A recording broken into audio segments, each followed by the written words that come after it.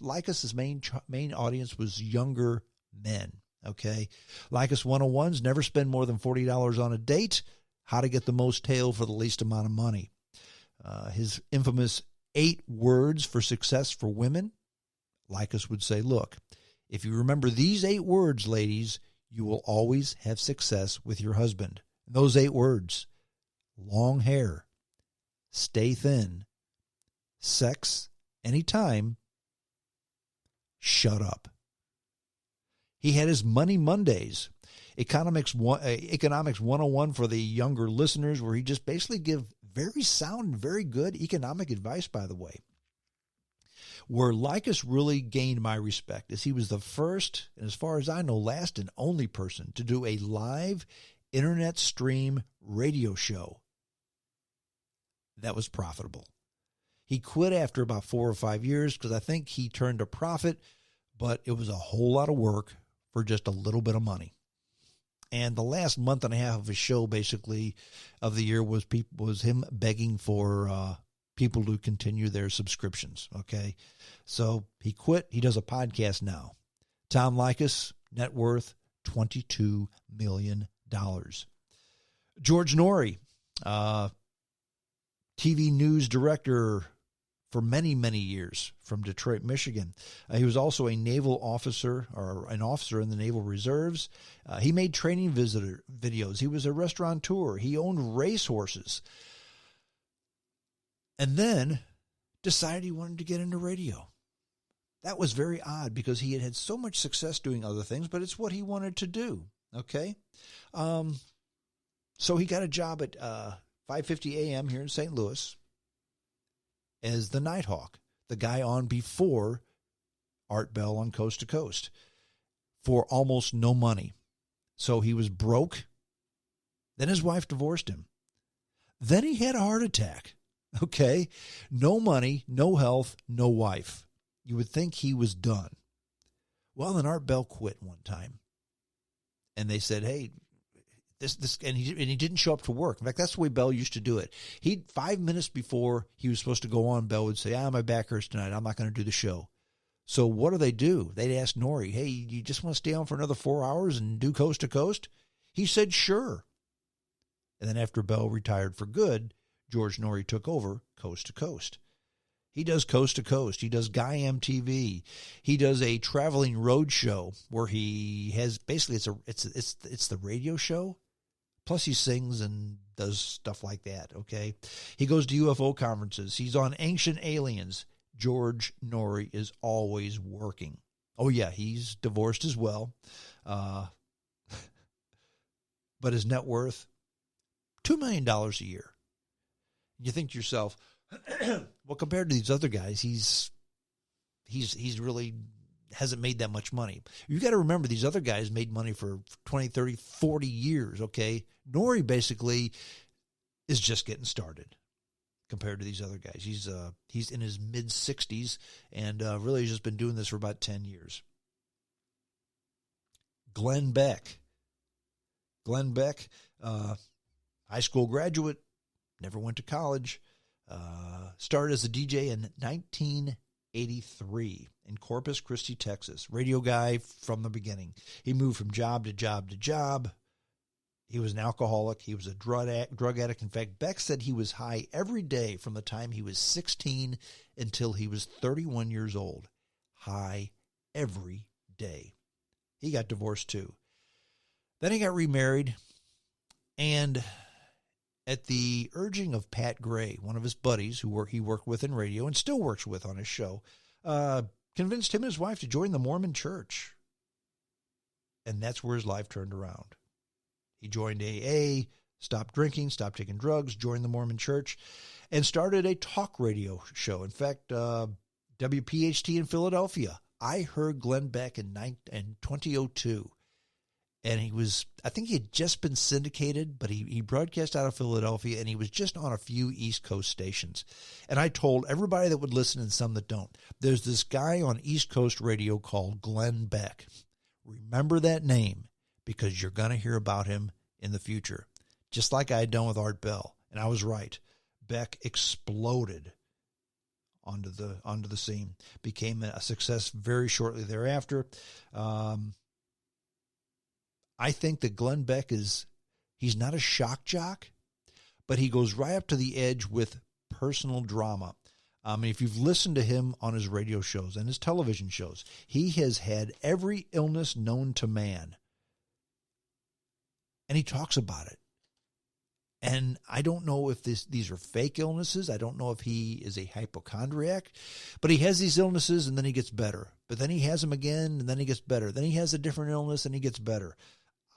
I don't know what to think. I don't want to even speculate as to what's going on inside the guy's head.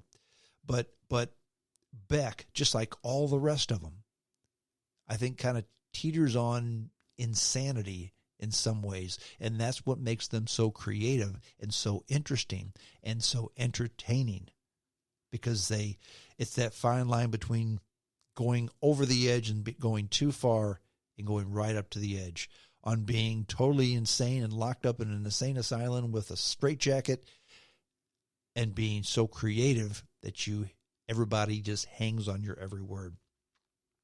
But he's had his live stage shows with Bill O'Reilly. I've seen the show.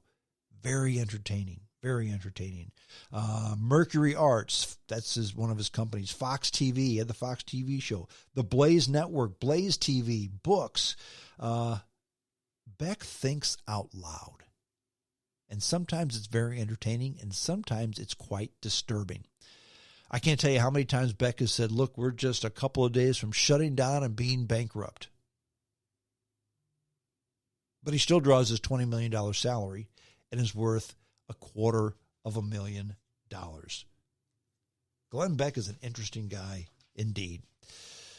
Michael Savage, the Savage Nation. In fact, Michael Savage is a very interesting guy. The guy's almost 80 years old and still doing his shtick, but he didn't start until very late in life. In fact, Michael Savage has a PhD from Berkeley in some type of medicine called ethomedicine. I have no idea what that is. I think it's some type of an herbal medicine, but he has master's degrees, PhDs. He's written 66 books. He's an academic. He grew up in New York City. He taught high school. He worked for Timothy Leary. He traveled in California with beat poet Allen Ginsberg. He was a social worker. Doesn't sound like a conservative guy at all. In fact, he wasn't. He was quite liberal. But what turned him towards conservatism in the 1980s, he said that he was working as a social worker, and his manager had him deliver a check to a client so the client could go ahead and buy furniture for his apartment. And he did it. But then went back home to his own apartment that was furnished with cardboard boxes. And he thought to himself, wait a minute. My job is to deliver a government check to this guy who now has more than me. And that's what turned Savage to the conservative way of thinking. He decided he wanted to be a radio talk show host. He sent 250 demo tapes to 250 stations. KGO in San Francisco in 1994 said, yeah, what the heck? We'll hire you. And his moniker, Savage moniker, was To the Right of Rush and to the Left of God. Talk Radio Network syndicated him. Then they had legal problems. Savage successfully sued TRN, then worked for Cumulus, and is currently syndicated through Cumulus. He had his MSNBC talk show. And if you remember, after, I want to say 6 or 7 weeks, that was pulled because a prank caller called up and was just giving Savage all kinds of grief over the way his teeth looked or something dopey like that. But Savage called him a sodomite. He said, you're just a sodomite. You should get AIDS and die. Well, that was it. They pulled him and he was never back on the air again. Savage has shocking views on immigration,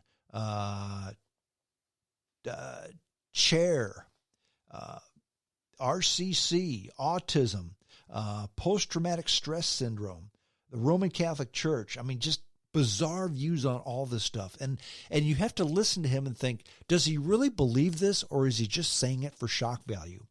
I don't know.